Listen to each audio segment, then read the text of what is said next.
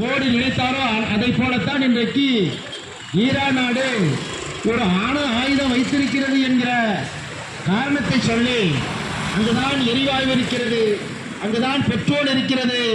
எனவே அந்த நாட்டை தன்மையப்படுத்திக் கொண்டால் நாம் எரிசக்தி துறையில், பெட்ரோல் டீசல் துறையில் மிகப்பெரிய அளவில் கை கொள்ள முடியும் என்கிற நோக்கத்தோடு தான் அவர் இந்த போரை பிப்ரவரி மாதம் 28ஆம் தேதி இஸ்ரேலும் அமெரிக்காவும் சேர்ந்து ஈரானை தாக்கியது.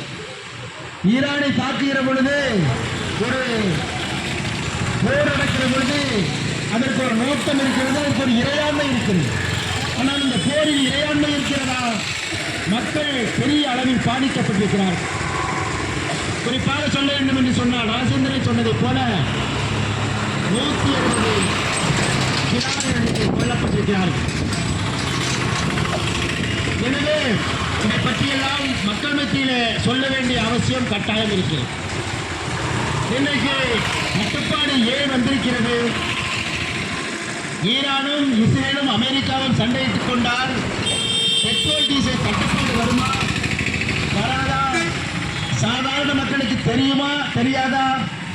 தெரியும் என்று சொன்னால் நான் மிகச்சிறந்த ஆட்சியை புரிந்து கொண்டிருக்கிறேன். நான்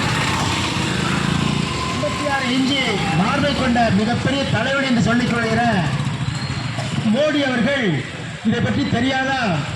இதற்கு ஒரு முன்னேற்பாடு செய்ய வேண்டாமா?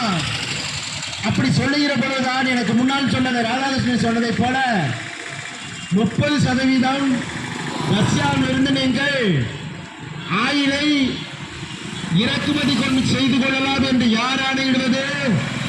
அமெரிக்காவிற்கு டொனால்ட் ட்ரம்ப் ஆணையிடுவது என்று சொன்னால், மோடியுடைய பிஜேபி அரசாங்கம் எவ்வளவு தாழ் நிலைக்கு சென்றிருக்கிறது என்பதை பற்றி நாம் புரிந்து கொள்ள வேண்டும், மற்ற இடத்தில் சொல்ல வேண்டிய அவசியம் இருக்கிறது.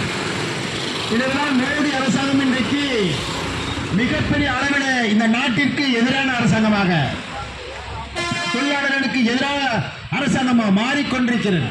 எனவே இன்றைக்கு அந்த காஷ்மீர் சலசந்தி என்கிற அந்த வழிதான் உலக நாடுகளுக்கெல்லாம் பெட்ரோலை, டீசலை, எரிவாயுவை கொண்டு செல்கிற ஒரு மிகப்பெரிய வழி. அந்த வழியை நான் ஈரான் மூடிவிடுவேன் என்று சொன்னால் 3 நாளில் அடக்கி ஒடுக்கி விடுவேன் என்று